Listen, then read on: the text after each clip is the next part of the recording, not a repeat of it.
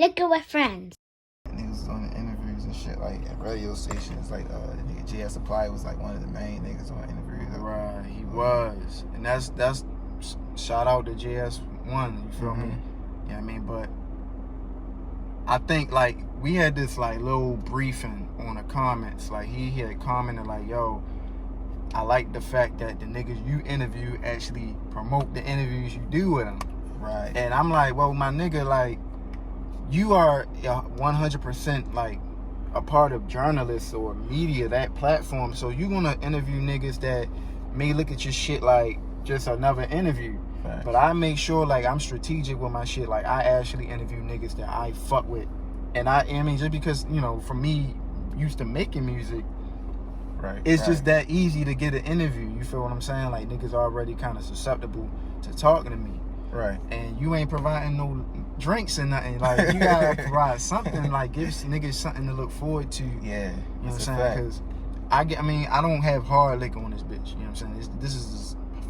I think when I interviewed Lamatic, that was the first time I brought Henny to the show. You know what I'm saying? But I felt like I had to because I don't really know Lamatic like that. Right. Okay. So the Hennessy would just have him open and just have me more open to asking whatever questions I needed to ask. Right. And then it's integrity in my shit. Not saying that it's no integrity in his shit, but sometimes he's just goofy. He'll ask you a crazy question that you don't want to answer. I'm not gonna ask you no question that I wouldn't want nobody to ask me. Right. When I was rapping, like, yeah, like he asked, like, I remember an interview he did with me.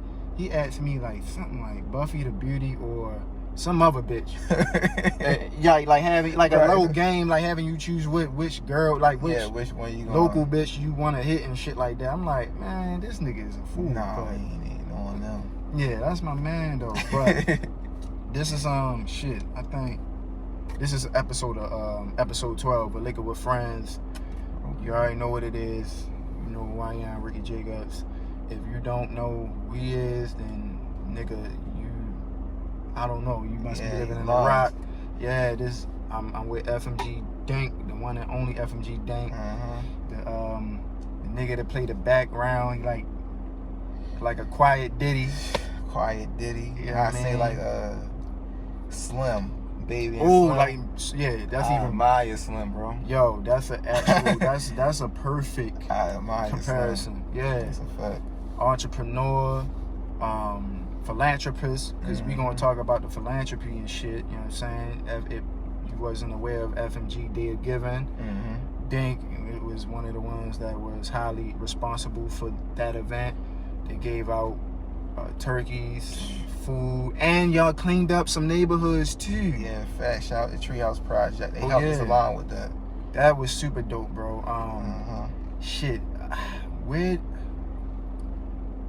let's start from the beginning, bro, because I think it's very like interesting that you are definitely FMG. Like when I think about FMG, I definitely always think about you. I think about Dez, I think about D-Dave, I think about Ball. Now with all that being said, did you ever rap or ever wanted to rap? Like, why don't you rap? Yo? That's crazy. Like, everybody in that mother rap, but you. Bro, I'm gonna keep it a buck with you. I just told my mans this, yo. Yeah. When I was like 8 years old, I wrote a rap. That shit was so trash. I bought it up and threw it away. I remember exactly what I wrote down on that paper. And I was like, yeah, this ain't for me. I'm gonna go ahead and just throw it away. Back then I was playing like ball and shit, so I stuck to that. And then I just never really had a real growth spurt. I wanted to be like 6'5", but that's never happened. But I'm saying, like, you ain't never like, yo, you around, like, if I'm around all these talented ass niggas, my nigga, and like despite of what you said, you tried at 8 and you was only 8, and I'm, since then, and even the guys you were around, I'm sure they wrote some trash at 8 years old. Yeah. Just being around that, you was never like inspired a little bit to do it again, to try it again? No, because I seen a void in everything that was going on. You don't need 1,000 rappers, but every rapper may need like a manager. or somebody to just organize things, or just a person to do everything that they can do. So with that being said, while I was in the studio, I did everything in the studio but rap. You know, I started off going to get the pieces from next door. Then it went up to like, these niggas always looking for weed. Like, shit, let me get the weed. Then it went to like lane, and it's like everything else. It was like I just seen what they didn't have or what they didn't do, and I just filled them spots in. Yeah. But then like overall, it just went to like more so like, I guess, like management. For sure. Like, so who would you say like was the first experience of you actually managing? Managing, my first experience, it'll come with, say it started off something with Dez. Okay. I used to help everybody in like little small fractions, so it's probably started with Dez, then Bob, then like it really got, I kind of got deep into it with D-Dave. That's when I started to learn more, and we just started to like piece everything together. Okay. Mm-hmm. Okay. You have a For sure, my nigga. It's for you. Yeah, shout out to Smirnoff, man. Yeah. Shit, bro. Like, would you with everything, like, again, the ups and downs, and I know the trivial experiences that all of you experience coming up, like, are you done with managing? Because I mean, your name is FMG Dink, and that's Flawless Music Group. So Yeah. I mean, are you gonna pick up where you left off somewhere, you know, down the line and try to manage? Right now, it's not in the plans, but only a few people can bring me out of that. Like, I never really set out to be a manager. Like, that wasn't my childhood dream. Like, that's why I used to tell everybody, I never dreamed of this. It's just something I fell into. So I know how to think. I know how to use my brain. And it's like, not saying that they can't, but if you're an artist, your main job is to be an artist. Not to manage and post this or arrange this, that, and the third. Let me do that, you rap. But for right now, unless Dez need me, if any of the other bros need me, other than that, nah. There's so much other stuff going on. The climate done changed on yeah, niggas, it's yo. like, I don't feel even. I ain't thinking about that. I'm trying to get some money. It's money into that, but that's later on down the line. Like, yeah, it takes a while to get to the point where you are making money. Just like I had a conversation, like when I was talking to the homie BDM, he says like when you had that relationship with the manager and artist, like until you get into the position where your music is profitable, you really work for your manager, because he doing all this shit for free. Yeah. Because you're not in a position where nobody's really making money off of just strictly music, especially with the whole streaming services and shit now. Like, you have to get like 100. He told me something, a crazy ass number. You got to get if you even get 1 million or 100 million, that's only $10,000. Something crazy, yo. Something real trifling or something like that. That's a fact though. Like, people don't really eat out their music until they probably hit 1 million streams, in which that's not even considered eating. Like, that's just a one-time payout. But that's even if you got your YouTube views arranged like that. Because if you got it, you can get deep into the YouTube views, but you don't really eat off music, honestly, probably until like you sign a deal, start doing shows consistently. All that YouTube shit, it adds up, but it's pennies. It's really pennies. Yeah, for sure. So you really gotta believe in the person to know, like, man, 1 year, 2 years from now, we gonna be doing our own thing, or at Def Jam signing over a $5 million contract. Other than that, if you don't believe in that person, don't waste their time. Don't waste your time. Yeah. Now, like, I mean, even what you just told me, you don't really have no desire of getting your hands back into music.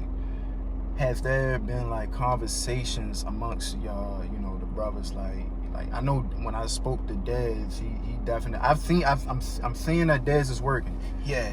You know what I mean? He back in his bag. And so I don't know like when Ball is gonna come out, or even I don't even know what that situation is like. But do you at least know like the plans as far between Dez and Ball, because they're pretty much just like at the forefront of the conglomerate, right? You know what I mean? Like, right. Dez working on his thing. He trying to get a project together working with a lot of different people. Okay. I spoke to him a while ago, but you know, he coming home soon. He gonna have his CTM thing, cutthroat music. Money. Yeah, music. no, cutthroat money. My fault. Excuse Okay. me. Damn. Told you I was drinking shit. I'm sorry. It's all Cutthroat good. money, CTM shit. Like, he coming home. That's his main thing. He focusing on that and growing that to be as big as he can. Cause yo, he was on fire. Nah, man. but Like, when he come home, it's gonna be even crazy. And I told him that, like, focus on the music, and I'm like, he out of here. Music on. Yeah, focus on the music. You out of here. But I feel as though he understand now. Like, he see, like, he don't want to go back there. Nobody do. So right. focus on the music. And Dez, he's saying he back. Like, he feeling himself. Yeah, the man. music he making, that shit sound crazy, bro. Like, I know niggas need Dez, yo, cause I feel like Dez should be as big as. And you know what's so crazy? Like, from the outside looking into me, niggas know what it is when it come to Dez. And I'm talking about like the niggas that are the hottest niggas know Dez, but I think he still haven't reached the pinnacle of like where Tech or Moose has reached. Yeah. But he should be there in my opinion. Yeah. But they know who he is. Like the niggas that everybody listen to, they know who Dez is and they respect Dez. They know. Yeah. And this is, I don't deny that, and I don't think they would either. Yeah, he's one of those guys, like one of the, I say forefathers, but he isn't one of the first people to get it popping in the city, but he definitely took it to another level along with, I say not TRC, G-Rock. And, you know, then it went down to FMG, EBM, and then after that, everything else just blew up. A whole bunch of three-letter crews. Yeah. I remember, what's so funny, I seen Lawrence Burney last week, and, you know, we was just talking about, like, media and shit like that. Just the shit, the regular shit. And I approached them like, yo, cause he mentioned that, and I remember when Dez had reached out to them, cause I think they did like a decade worth of music in Baltimore, like some type of episode. It was Lawrence, Trulos, D. Watkins, and the white dude, No Trivia. Okay. So they did like a little special podcast episode talking about like a decade of like Baltimore hip hop and shit that was going on. And I think the thing that niggas got wrong was they were saying that TRC started the three-letter crews. And he didn't go off or nothing like that, but he was just like trying to kind of correct them on that mistake, because he was like, nah, y'all got that shit fucked up. And one thing about Dez is so funny, like he ain't, I don't look at him as a guy of many words, but when he do have some shit to say, it must have been on his heart. Like, it's certain things you just not going to, like, he'll let a lot of shit slide, but like how I look at More Life, he look at FMG, you look at your podcast, drinking with friends, you're not gonna let nobody play with that or just like overlook that. Like, no, hold on. Like, I know that's really what it was. Like, I'm sure it probably was a couple three-letter crews, but like to really get it popping in the city and get it on the standard that it is, FMG was one of the ones. And if you know your history, TRC came after that. Right. Like, G-Rock had FMG tatted on his neck before he passed. Like, I remember it was like a Fendi sign, the MCM letter, and the Gucci G. And I remember it was in the studio and he showed me, and I'm like, damn. So that right there just lets you know, like, FMG really meant something to people. They still do, but I mean, a lot of people don't know that, bro. Yeah, but niggas gotta know. That's very important. That's before the podcast shit. That was before, like, being on the internet was cool. Like, at one point in time, you was on the internet, you was a weirdo. Like for real, like, niggas be like, yo, what? That's you true. Taking pictures of yourself? No, that is very true, yo. Like, I remember one, yo, it's so funny, man. Like, some nigga, I guess he was like a street nigga, and he tweeted something. This one, Twitter was early. He was like, man, I ain't scared of no nigga with an email address. That's what it was back then. Like, any nigga that had an email address was, I remember niggas ain't have email addresses and shit. Like, no, but that was true. Like, an email address, what's that? Bro, you gotta start, you know, that's how you start the account. You gotta whoop.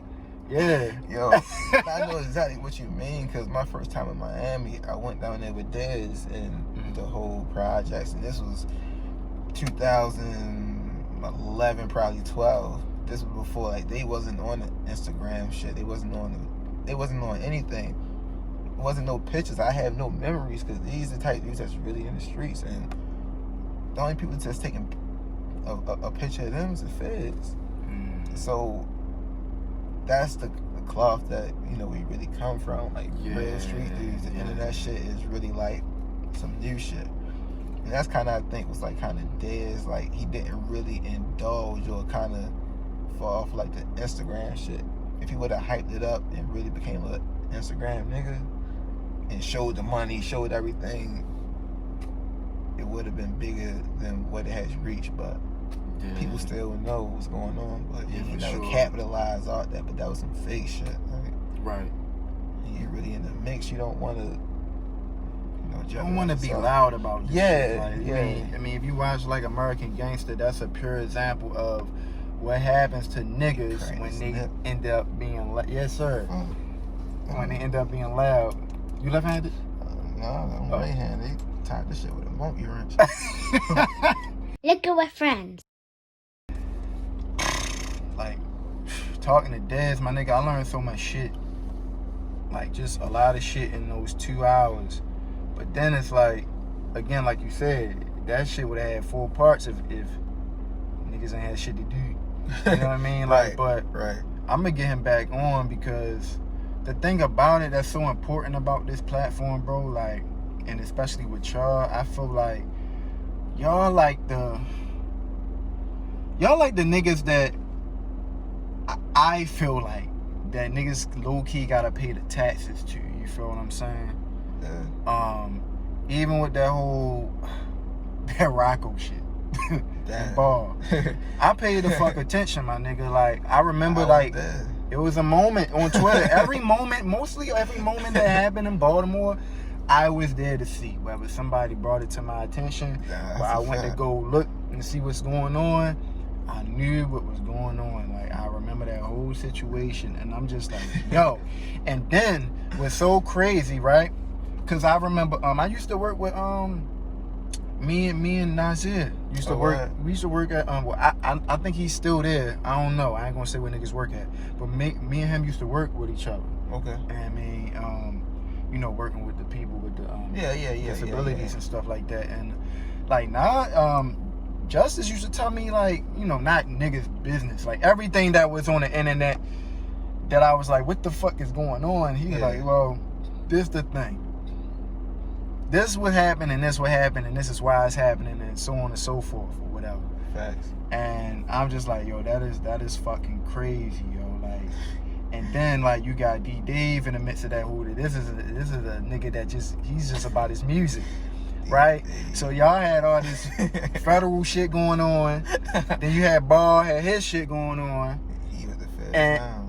Yeah, and then it's just a whole mixture of what the fuck. I don't know, but I just really felt like y'all, any group in the city, y'all was the most interesting. But not even just that, like, every nigga I feel like work with y'all. You know what I'm saying? Every street nigga know what the fuck FMG is about.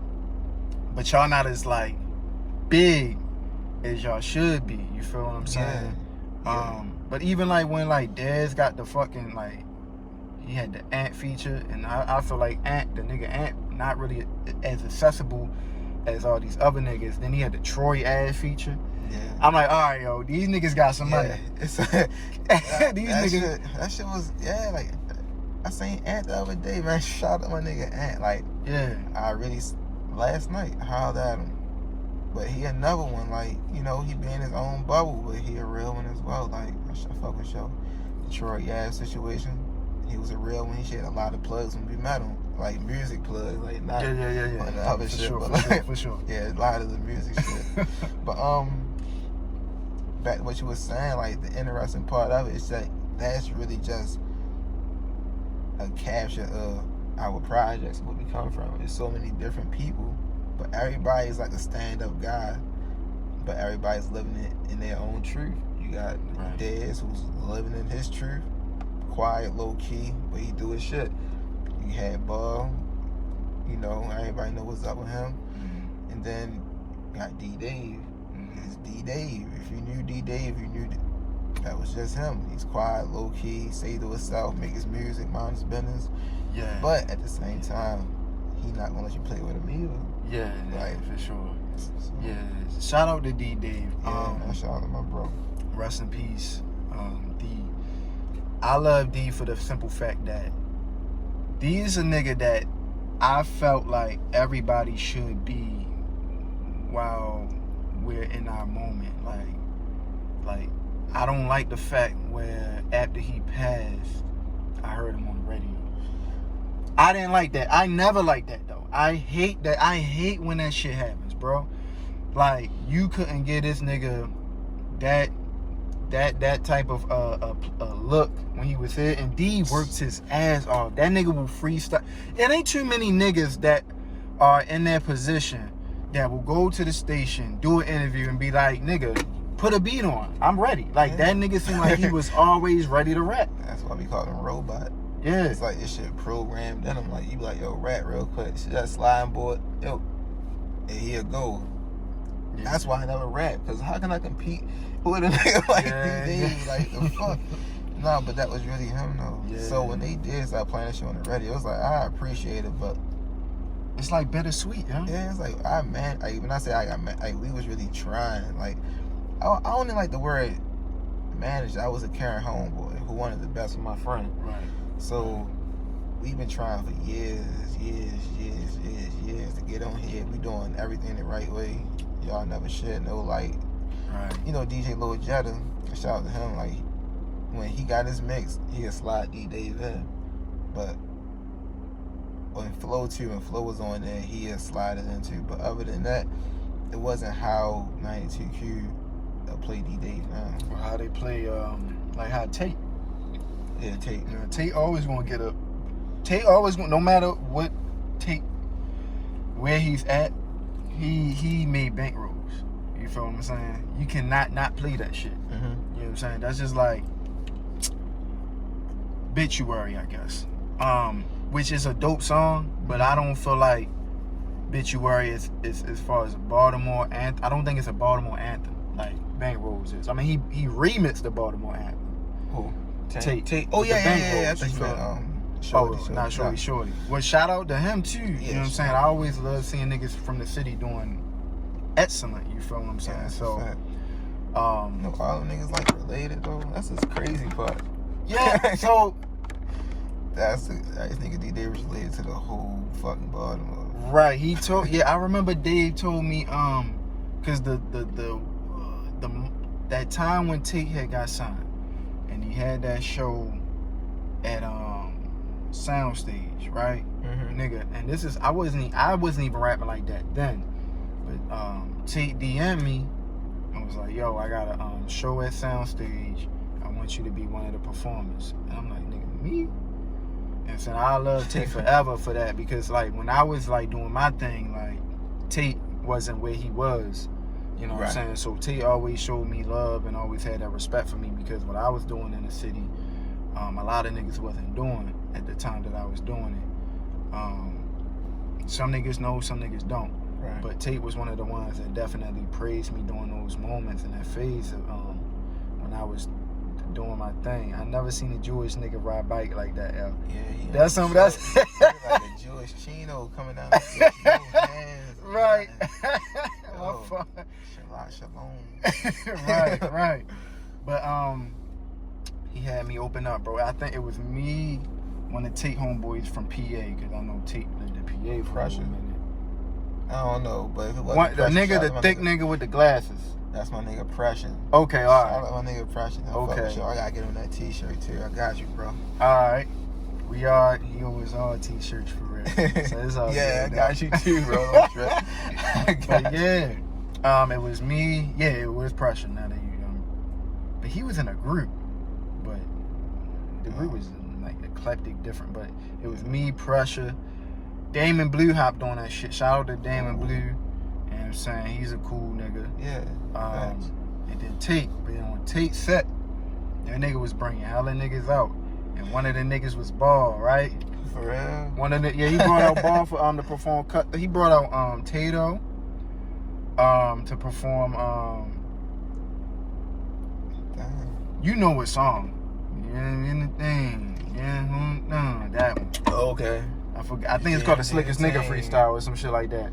I'm not sure, but Tato, like JMG the team shit. yeah, Oh, yeah, that yeah, joint. yeah. He brought Tato out. He brought Test Me out, and he brought Ball out to perform Cutthroat Money. And it was so funny. I was looking at it like yo, this nigga Ball so small, yo. I was like, yo, this the nigga that be fucking everybody. Yo. This the nigga that be beating everybody. Yo. Niggas gonna know that today. He got a big heart though. That's one thing I can't say. Like, Yeah. bro got a big heart. Like, that nigga, man, his heart is huge. Yeah. Very big heart. Yeah. But nah, and I met in backstage, when I was backstage, I met Shorty and Perk. But Shorty wasn't Shorty. Yeah. It's so crazy, like Peso the Mafia. it was just Peso the Mafia. And they ain't even had Money Man at that point. They didn't have a record at that point. But Tate brought them out too. Oh, this before all the this was like 2000. Money Man joint. This was way Money before. Dance. It was before the Money Dance shit. It was before the Money Man Money Dance shit. And then the other joint they had put out called Pray on My Knees or something like that. But I wouldn't have known Peso the Mafia if it wasn't for Tate. Tate pushed them hard.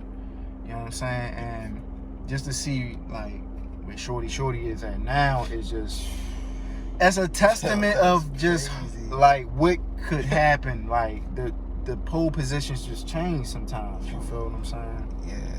Shorty really out of here. Yo, Cali doing his thing. He's super out of here. That nigga was on the Mozzie project. He featured on the Mozzie. Like he ain't. Yo. This nigga Shorty ain't reaching out to niggas on his project. Like niggas is reaching out to him to hop on their shit. Yeah, he on a couple niggas, like the nigga Savi Third. I don't know if you're familiar with him or not. It's a Cali rapper. He from Long Beach. Okay.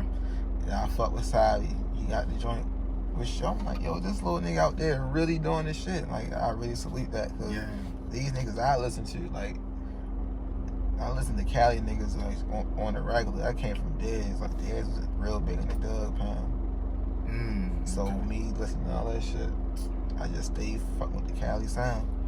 And to see yo on there, I hate that shit. Yeah, That it's shit crazy. make me happy. Yeah. Right. And he looked like, I don't know, man. Shout out to Omar if Omar got something to do with that shit. You know what I'm saying? Them niggas be working. Them D1 niggas be working. That's a fact, they do. Yeah. But let's fast forward to the philanthropy side. Now, when you started the FMG Day of Giving, I mean, like, what really sparked that? Like, what was the thought process?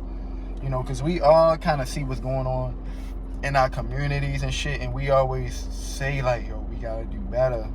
But what was that spark, like, that just made you, like, get into that mode where you just gonna do it? Fuck talking about it. Because I don't like when all niggas do is talk about it. Everybody want to seminar you to death or have conversations of what needs to happen, and that's only what the conversation is about, what needs to happen. When we never ever like apply the pressure or take initiative to act on what we need to do. Yeah. So yeah, let's talk about that. The Day of Giving, FMG Day of Giving, it all started from, well, Dez really created the whole idea of FMG Day of Giving, but the concept of it, that's something that me, him, my family, my father, my mother, that's just something that we do on the regular anyway, with no cameras involved. We just, donate food, go down there and drop off leftovers, or just hand out food, old clothes. I don't like throwing away clothes. He don't either, so we be like, yo, let's take these clothes down there. And my brother Day, I got older brother, the oldest one, named David Manigo. I've seen his name before. Yeah, he had directly live in Cali now. But we had just drop off clothes, drop off food. But then it came to the point where, so it's like, yo, we need to make this bigger. Yeah. Bigger than what it is. And that's how we just put the cameras behind it, I guess. And went from there. Then we teamed up with the Treehouse Project. and it like went bigger than that. Mm. It was just all about giving back.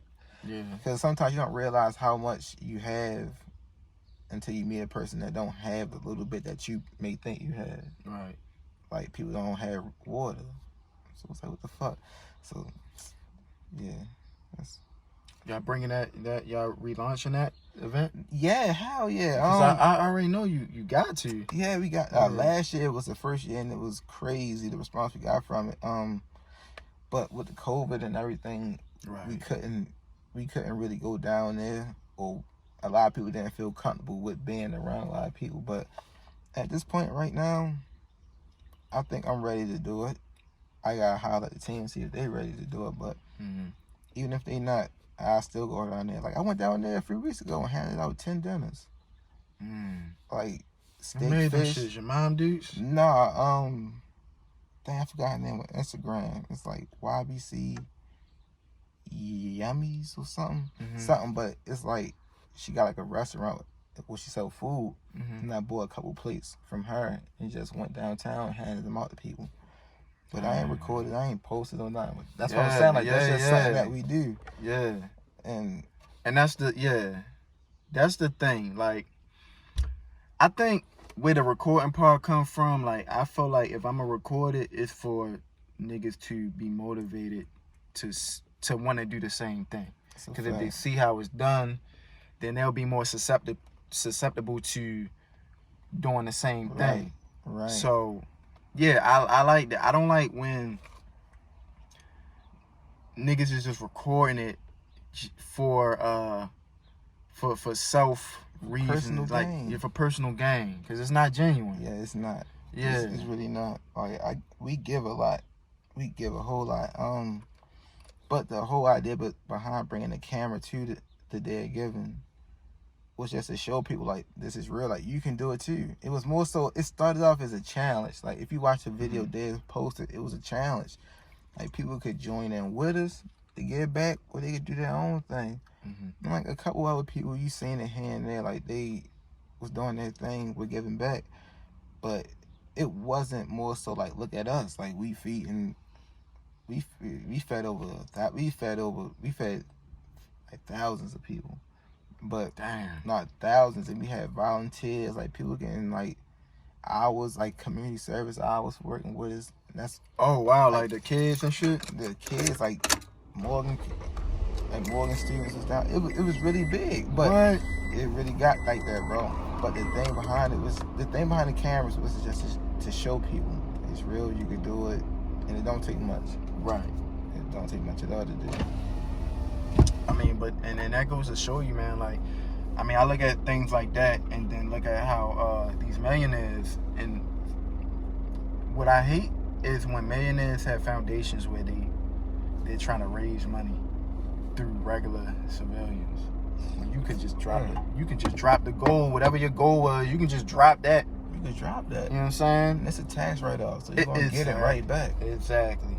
Like, so I don't understand that concept at all. And you got niggas like y'all that's just putting forth whatever y'all have. That shit came as a collective. Bro, that shit came out of pocket. Like, it wasn't like we sponsored by any, like, Shoe City, downtown locker room. Right. We not sponsored by anybody. Nobody. This came from our pockets and donations. Like, a lot of the small businesses, they donate food, or they donate their time to help to serve the food. Other than that, yeah, that came from our pockets. And I ain't rich by a long shot, bro. Right. I'm trying to get it just like everybody else, but I understand, like, you gotta give in order to receive. So I give it back to them, no telling. Me doing that last year, probably the reason why more life is on the way it's going down. Yeah. You feel me? So I just look at things like that. Man, shit. And then skip from that to, I don't know which one, I don't remember which one you did first, but when you cleaned up different streets and communities and shit like that, I thought that was just as dope, bro, because here's the thing, right? where my former manager Wayno, shout out to Wayno, like we always had these talks about the hood, right? The term hood, and he always would say like the hood is not a place, it's a mentality.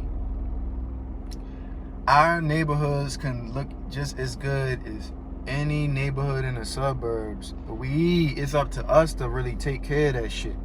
It's really up to us. Yeah, that's a fact. You know what I'm saying? And then one of my homeboys, my older homeboys, he a 5%er. He used to give me a lot of game when I was like 16, 17 years old. And he always said some shit like, look, we know what we up against, but we gotta also be responsible for our conditions that we're living in. You know what I mean? It's not like, he always says, it's not like a white man is driving with a dump truck dumping trash on the street and shit. That's us, you know what I'm saying? Like, really at least that aspect of why we living in these certain conditions is totally up to us. So that's the truth. Like, you know, like my son be on my, like, be times where I be eating and I may spit my gum out. Like, just spit my gum. Oh He's shit. like, Daddy, you littering. Like, yo, like, you 5, 6 years old. Like, what are you talking about? But Yeah. that's just how we grooming them. But you make your own conditions. Like, if this your block, take care of your block. Like, the block that we cleaned up, that's the block that I grew up on. That's the block that's the block we all grew up on. Yeah. So it's like, you know what? We gonna show y'all. We gonna clean it up, and then we threw a block party. Or block party. Yeah. And we showed them, like, we just showed love to the block. But Yeah. you gotta take care of home first. You definitely gotta take care of home, my nigga. You gotta take care of home first. But it I don't seems live down there, but still, that's where you came from. Yes. That's why you like that. Like, yo, it don't like your community is the reason why you are the man you are today. that's a You know what I'm saying? big ass fact, bro. Super fat, bro. Like, one of my biggest goals for real, my nigga. Like, cause again, you ain't gonna be able to spend $100 million in your lifetime, right? So while I'm here and I physically got that much money, or even $1 billion, like, I wanna build more recreational centers, like more so in the Park Heights community, because that's where I'm from. Okay.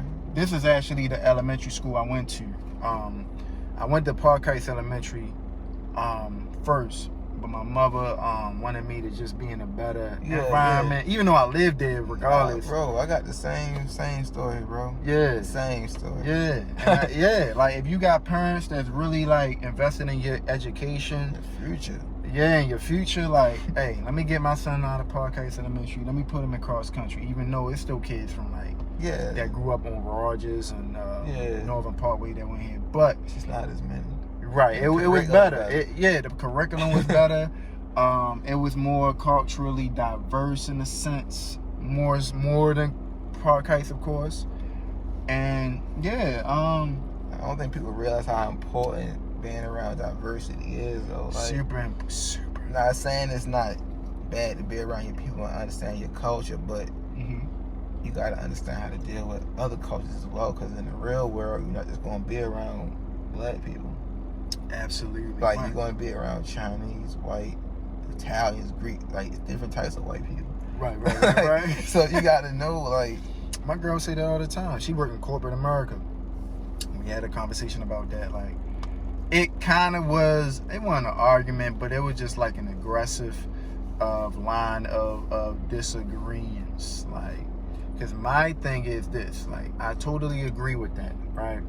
But my argument, like, because her thing was just like, I had ordered some wine that I wasn't aware of. Like, it was a dry wine and it wasn't sweet.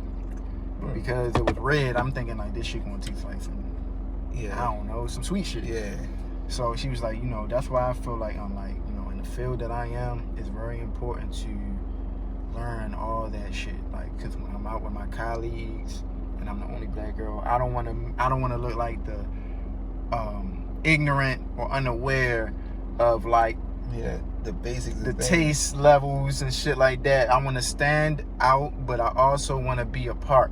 Yeah. Because that can make you or break you, and that can, she said, that can affect your opportunities too. And me being like the radical I am, I disagree with her. I'm not gonna hold you. I disagree with her because my argument was this: if I got the skill, what's for me is for me. Like, Right. and she, I'm not disagreeing with her either. She might be right. I'll fuck around and be looking at the menu for too long, longer than what I have to, when these crackers already. I'm sorry, man. A lot of shit going on, but when these, they already order their drinks and their food, and I'm looking at the menu like, oh, y'all got Henny, and they gonna judge me. So Right. I agree with that, but I look at it like this, man. Like, if I'm not in a place where I'm not welcome, I'm gonna take my talent somewhere else. Yeah. I'm gonna keep trying. That's just the integrity I have about certain things. That's so crazy. I just had to talk with my girl about that. It's like, you shouldn't have to fight to fit in. You should be yourself regardless. Like, your voice tone, your voice level, the way you talk, or your vernacular. Like, that's what I'm saying. Like, you know when to speak in a certain manner, and you know when not to speak in like a crazy, like, you got your, for lack of better terms, work voice, and then you got with your homeboy's voice.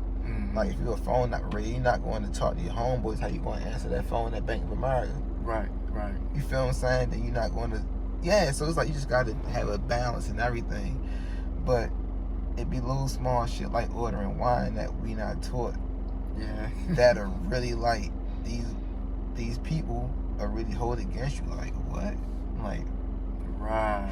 they'll hold that little small thing because they already prejudiced that little thing right there. They just be like, I told y'all. I told this nigga ordered some extra dry wine. And it was like, this shit nasty. Yeah, like, what the, why it's so strong like this? Like, Yeah. so that's it. So I don't know, it's all about balance. That's what I tell people. Like, life is about having a balance. Like, not saying you got to be one way. Like, people probably looking like, dang, this is more like, dude, he drinking. No. Yeah, no. Life is about balance. Right, Like, right. I still have fun in the way I have fun, but I also take care of myself. And that's the same with everything. You gotta have a balance. You gotta know how to blend in and stand out at the same time, how you said. For sure. It's again, like what you said, it's all about living your truth. And I mean, it's nothing wrong with learning new shit to, because life is all about adaptation and just adjusting. So I mean, like, it's so crazy, bro. Like my upbringing is crazy. So I grew up in a 2-parent household and shit like that. Like, a lot of my friends either they only just had their mother. You know what I'm saying? It wasn't no, I live with my father and shit like that. It was like they lived in single parent homes and shit like that. Right. So I was blessed with that experience. And then even like, again, like, some of my close friends, bro, like, I never had to do what they did to fit in. And I feel like everybody don't get to really have that luxury. Yo. Like, I wore glasses, my nigga. Like, when I was going in this bitch, I wore glasses. I had braces. But, like, the bad kids was cool. Total package. Yo. Glasses, Yeah. And I'm pigeon-toed, too. So, oh, man. you feel me? Like, but I just felt like I was just one of those lucky ones where, like, the kid, I ain't never really get picked on. Like, all the Right. bad kids fuck with me. Like, I was just cool with everybody, even up to high school. Like, I don't consider nobody a clown because they wasn't popular. Even when I was 15 years old, I never been like, oh, they not popular, so they clowns. That never was my mindset. Yo, everything you just said is me besides the glasses. Like, going to middle school, like, I went to a county middle school. I went to Pine Grove Middle School. People know me, like, but Pine Grove was a cool school. That's probably where, like, the learning stopped. But after that, it was just, like, hectic in my life. But, like, Pine Grove was a good school. But I was probably one of the few black people out there. Oh, shit. I grew up in a 2-parent household, just how you said. Like, my father did some fed time, so he wasn't there for about 12 years. But when he came home, it was like, he never missed a beat while he was locked up. So he had me doing book reports while he was locked up, and I mailed them back to him, and he'd be like, and he'd call and question me. And he read the book 3-4 times, so he know what's going on in chapter 16. So he's like, yeah, so what do you say in chapter 16? It's like, oh, he She fell out the tree. Boy, and that happened in chapter 12. Like, you ain't read, he was getting my ass, and the fact that having a father in your life, it's like something about having a man in your life that it's like not a bad fear, but it's a respect thing. Like, you fear him, but not like the fact that he's going to, it's like you don't want, to me, it was like I didn't want to disappoint him. Yeah, for sure. So it's like, all right, I'm going to read this book. Reginald F. Lewis book. I just brought it the other day to reread it. Yeah. I'm in elementary school, bro. He got me reading about Reginald F. Lewis, bro. Yeah. Yo, that's crazy. That's the realness of it. But people look at me different, not differently, but it's like your mother and your father did that. Like, that's your real father. Like, that ain't your stepfather. Right. Your dad got the same. That's why y'all look like, yo, this shit crazy. Like, but why is that red though? Yeah. Like, whoa, why is that red in this day and age? That's crazy as shit. It's super crazy, nigga. Like, but again, like, regardless of that, y'all fell into, or y'all fell into what y'all fell into because it's just like y'all still kind of are the product of your environment. And as children, it's kind of like you see a nigga with all these tangible things, all this money. You want to figure out how you can get it that way. You know what I mean? Because working shit, like, I would love to be in a fucking matte colored BMW, you feel me? But that's going to take a little bit more time working than just, selling dope and shit like that. But it's a dangerous, that's a dangerous atmosphere. 2 years of balling gets you 10 years of prison. You don't want that shit. That shit ain't cool. You want to ball for 2 years and sit for 10? Not even 10. You could ball for a year. You can chase all the summers you want. You going to sit your ass down in an FCI somewhere, and it's like, that's when it came to me. That's when it hit me. Like, not to throw the interview off or anything, but that's when it hit me. It's like, I learned, like they say, a fool learns from his mistakes, a wise man learns from his mistakes and the mistakes of others. So everybody around me went to prison at one point in life doing the same shit. I jumped up there, I tried to do some little shit. It was petty shit. I got a couple shoes out the deal.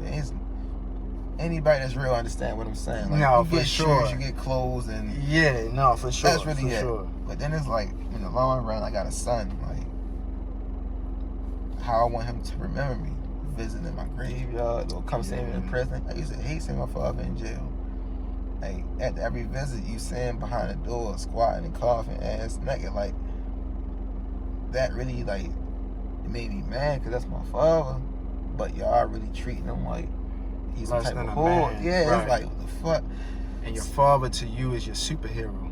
What, even in prison? But I know what he was doing while he was locked up. He was a businessman, but he took the money from whatever he was doing and used it to buy properties. And he had an apartment building. He had houses all over West Baltimore, East Baltimore, storefronts. Like on Chester Street, he owned damn near half the block. So that's why I really feel at home when I'm on Chester, because where you see the Y store, Biddy store, the girl with the hair salon, the girl with the wellness center up top, that was his supermarket, his fish market, Bell's Bondsman, the hair salon, his office to the left. So, like, I could really tell you all about it because I was really there, and that's what he did. So he took those risks, I feel as though, to better our lives. And he fell for 12 years trying to better our lives. So it's the first time I really talked. Damn, boy. Yeah, nigga. Yeah.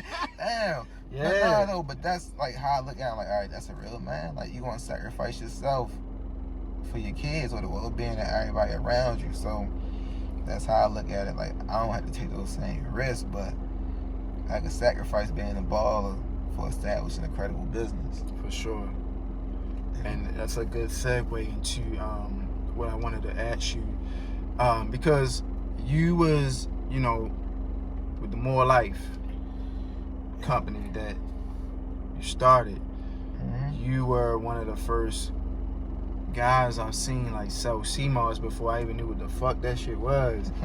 And I'm like, what the fuck is this shit, yo? Like, you know what I mean? Like, I joked about it, like, you know what I'm saying? Like, this shit is some new, like, it's a new nigga discovery. You know what I'm saying? That's a fact. Yo. But I mean, nigga, that shit seem like it's booming. I grab me some from you. I don't like the way it tastes.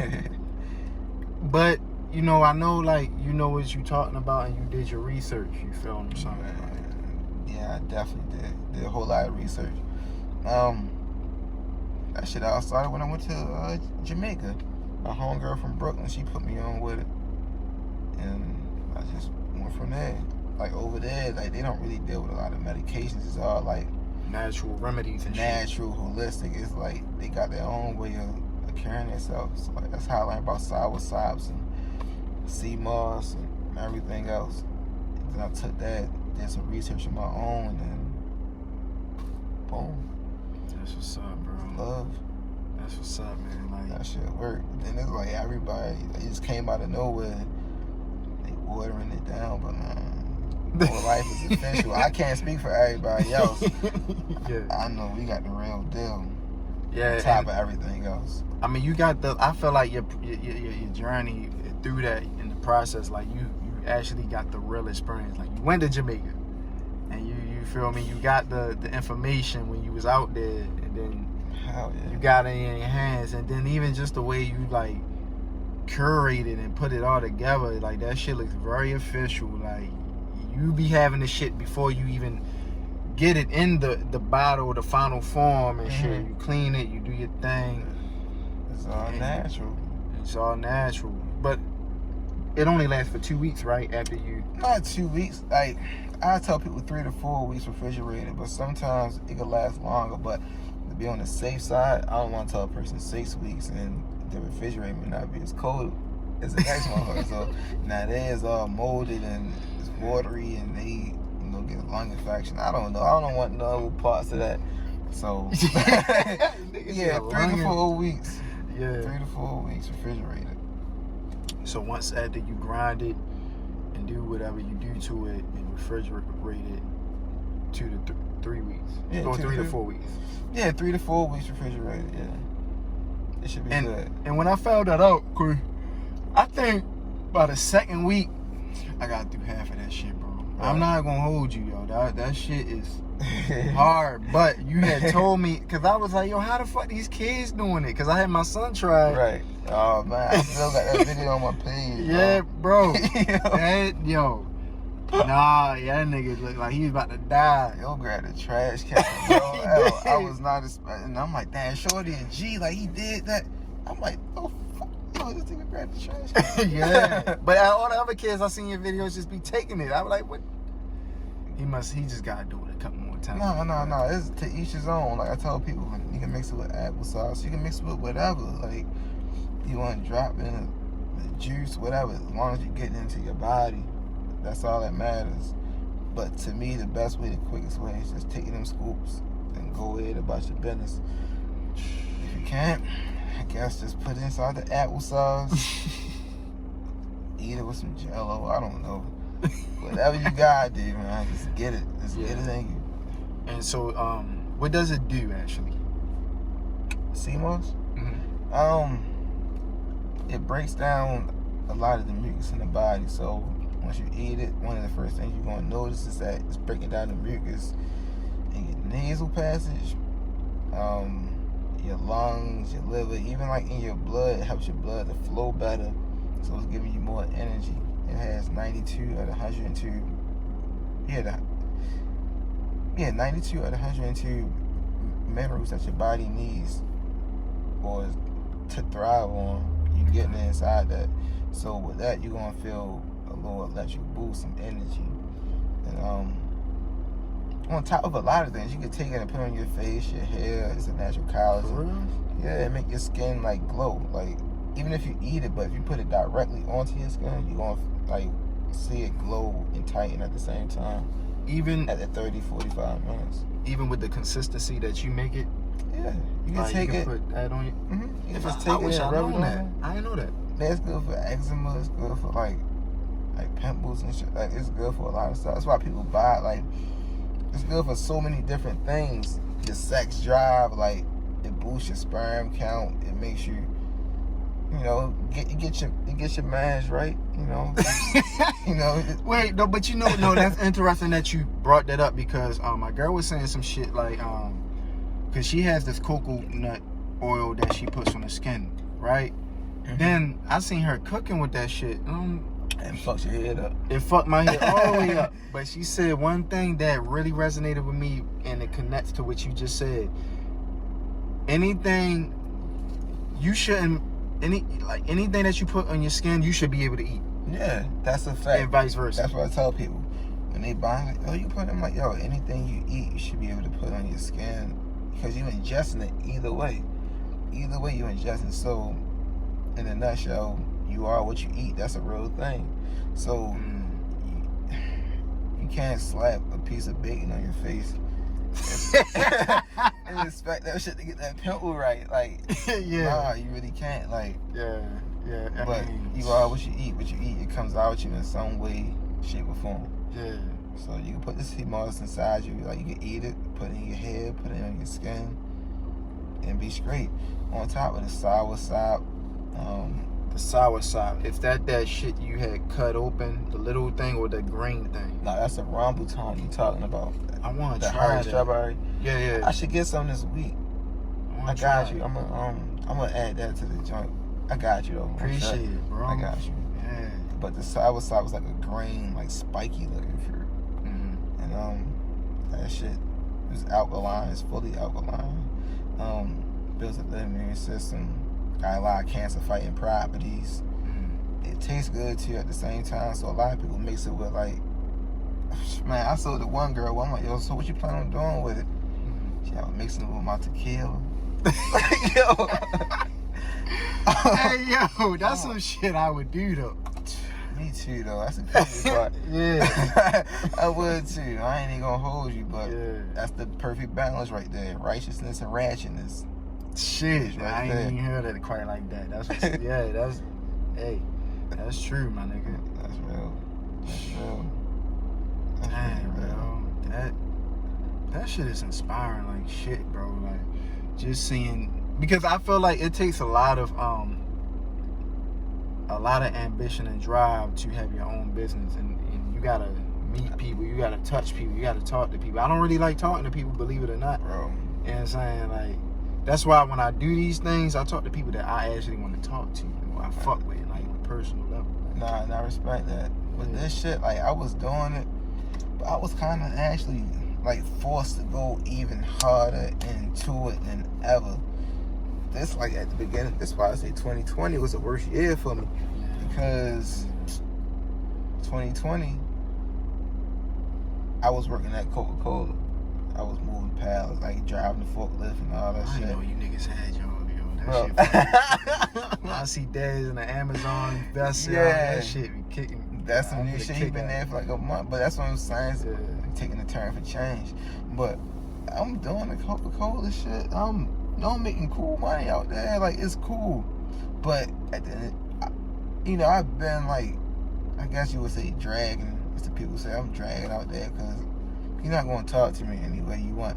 Absolutely but not. On top of that, D-Dave died beginning of January. So I'm like, shit. Damn. So I took time off of that, like 2 weeks. Yeah. While I'm taking off, I end up getting the flu. So that's another 2 weeks off of work. I come back to work at the D-Day died. I'm just getting over the flu. They're like, yeah, let me get your badge. Niggas after all this shit a nigga went through, y'all gonna make it even worse. So now it's like, man, what I do? Like, yo, bro, like that's why I say 2020. And then after that, at the D-Day funeral, I think fucking Kobe died. So it's like 2020 was just throwing uppercuts. Kobe Bryant. Right. My favorite basketball player. Mine too. Bro. Mine too. 2020 been throwing haymakers since the beginning. For sure. But, bro, like, I don't like revisiting that when I talk to you and Dez, because I know how, especially you, I know how, much you love them, just based off of, like, your friendship, and you're always with him, like, Yo. I could not, but like my nigga, like I'm not even. Right there. D-Day. Oh shit! And you got the Real Forever tag. Yeah.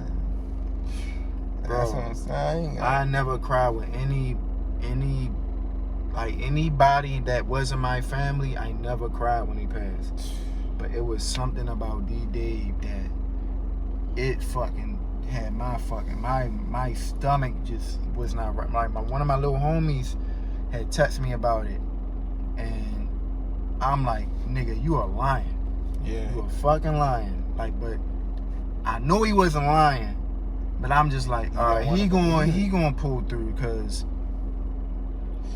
nobody does not like D-Dave. You feel what I'm saying? Yeah. Nobody don't like D-Dave. It's nobody that dislikes D-Dave. Yeah. It's D-Dave, my nigga.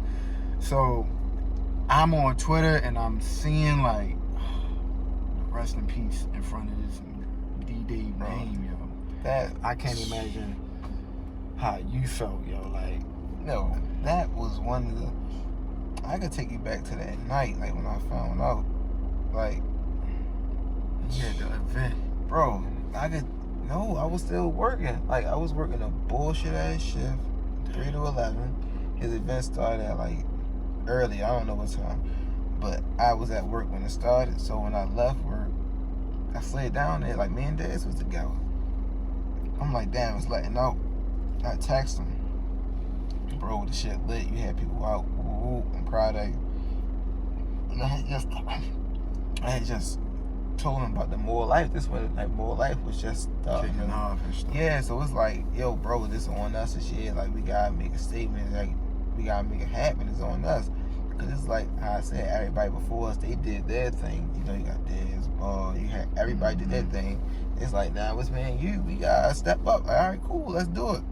Cool. We stopped texting. I dropped Dez off. He go where he went, and then I go in the house. My girl who was she was pregnant then. I go in the house with her, go to sleep, wake up like 4 or 5 o'clock in the morning, like 6 o'clock in the morning. That's when they told me, like, yo, D-Dave, shoot straight to Bayview. And it was like, yeah, he wasn't even at Bayview. He was still, like, they had him laying on the ground. But they told me to go to Bayview because they didn't want me to see him like that, like, really. Like, yeah, I ain't want to see that shit anyway. But, yeah, that shit broke me, bro. I Like, know. That shit still got me fucked up. Like, yeah, man. Like, I can't. Again, like I said, like I didn't have that relationship with him. I think it was just more so like with me and him, it was just mutual respect as artists. yeah.